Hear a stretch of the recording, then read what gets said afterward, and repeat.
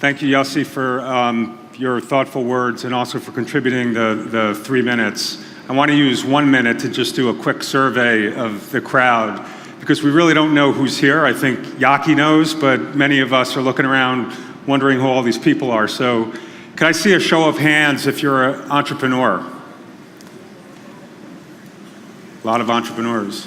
How about investors? Teachers, professors, service providers? Okay. How about investment bankers? Good. So I'm Josh Schwartz. I'm founder and managing partner of Eastwind Advisors. My partner, Mikhail, who you'll hear from in a second, has joined me here. We're an investment banking boutique based in New York City. And we spend a very significant portion of our time focused on the education sector. We're here to really build a bridge from Israel to North America and other countries abroad. And I want to run through a couple of slides very, very quickly to tell you that if we're successful in building a bridge, there's a really receptive audience on the other side of that bridge that's interested in what's happening here, and we believe that Israel has an opportunity to become a significant hub for education technology, and upon its success, there's a vast market opportunity, and all of that is to the betterment of society. So first, I want to just quickly explain how I got here. Anyone here at Bear Stearns? Not too many. It was absorbed by JP Morgan. I was an investment banker at Bear Stearns. I was focused on media. And this was about 15 years ago. Did a lot of interesting investment banking work, took companies public, advised on mergers and acquisitions. And at some point around 1999, I found myself as part of the team of investment bankers that took the WWF public. Are you familiar with the WWF? Any fans? So suffice to say that was a bit of an inflection point in my career, and I realized that if I was going to spend as much time as I was spending on transactions, I needed to try and focus on something that I felt more positively about. Interesting story there. They had to change their name because of the WWE. That's correct.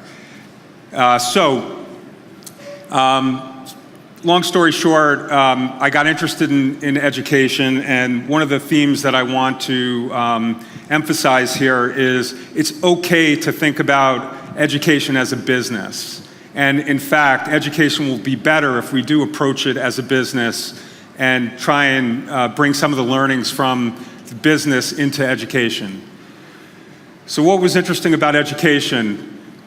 One of the big problems is that the for-profit side of education is really a small sliver of the overall pie. It's only about 9%. And this is the US market that I'm going through now, and I'm doing this because I think it's interesting to see what's on the other side of that bridge.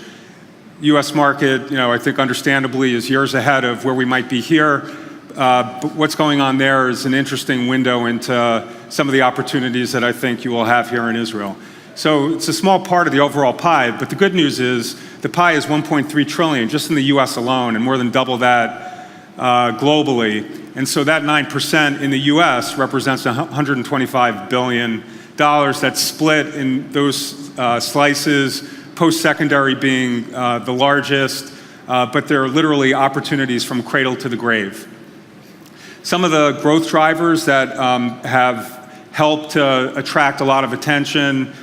Research shows the benefits of early education. There's an accountability movement in the US and in other parts of the world where for the first time, there are actually consequences for not doing a good job teaching students.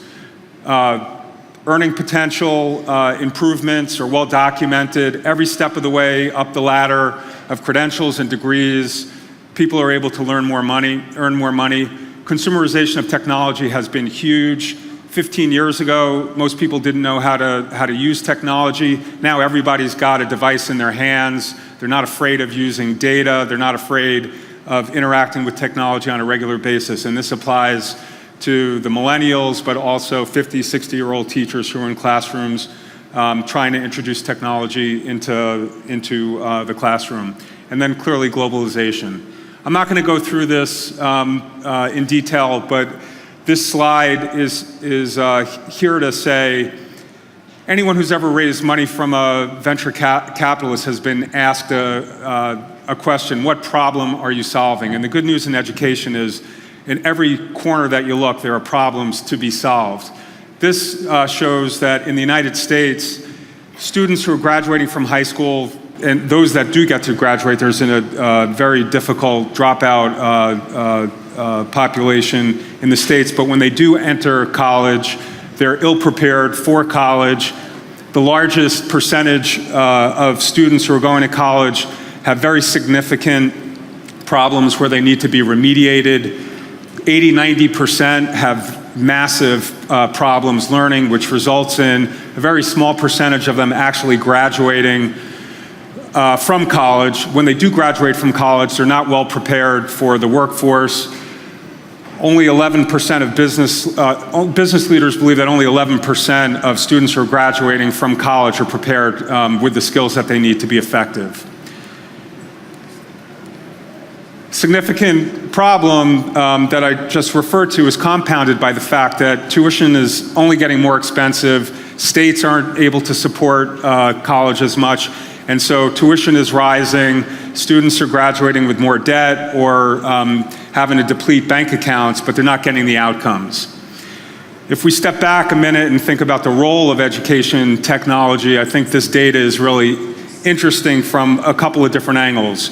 First, we see that the best teachers are most effective in improving student achievement, and the worst teachers struggle, and that shows in student achievement. Think about education technology influencing both the top teachers and the bottom teachers, in the sense that the top teachers can be extended through the use of technology, and the bottom teachers can be supplemented and help to bolster their own skills. I'm going to quickly go through this. There's a very attractive ecosystem that's developed in the United States. Venture capitalists on both coasts, private equity firms have come into the mix, and then a very significant development as we've gone from education-centric investors to larger investors who are now looking at education as a core holding in their broader portfolios. These are just three examples. Billions of dollars of assets under management with significant portfolios of education companies in their holdings. We've also seen a lot of strategics coming into the mix. These are some of the names. Everybody knows LinkedIn acquired Lynda for $1.5 billion. And we're seeing even media companies look at education as a new avenue for growth. Unfortunately, News Corp's investment didn't work out. We could talk about that at a later time.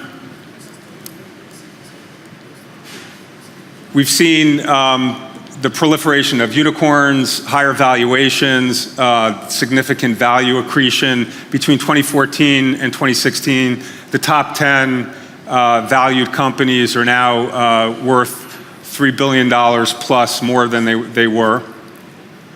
Significant financing activity, M&A activity, and we've also seen a number of IPOs in the US and also abroad. And then I'll just mention, these are some of the trends that we're focused on: big data, learning analytics. We've seen data move from the back office side of the house to the classroom and make sense of what's going on in the classroom. Personalization, we heard from Lightsail. Obviously, Newton is a very significant player in that respect. And tomorrow we'll hear from Saki Dodelson, who's the CEO of Achieve 3000. She was born in Tel Aviv, and she runs one of the most successful and largest Israeli-run education companies that nobody here has ever heard of. Learning engagement, embedded learning. Think about being in the workforce and not having learning as something that's in a separate silo, but part of the workflow. College and career readiness, I talked about. CBE, competency-based education, where it's no longer about seat time, it's about acquisition of skills. Micro-credentialing, which is introducing value every step along the way of the education journey. And then finally, I added virtual reality. It's still the early days of this, but when you think of the power of putting a learner in an environment where they're actually interacting with the subject matter, it's the power of that is beyond imagination. Just a sense of what we've been up to here over the years. We've participated in over $500 million of transaction value, and I would refer you to our website if you want to understand any more of that. So with that being said, I'd like to call up the next panel. And as they're walking up, I just want to give a call to action. It's up to everybody in this room to spread the word, to recruit entrepreneurs, to get the venture community more interested in supporting this. It takes an ecosystem. That ecosystem has developed in the United States and in other sectors. We firmly believe that Startup Nation, when applied to education, could make Israel one of the most important EdTech hubs in the world, and we look forward to participating in that.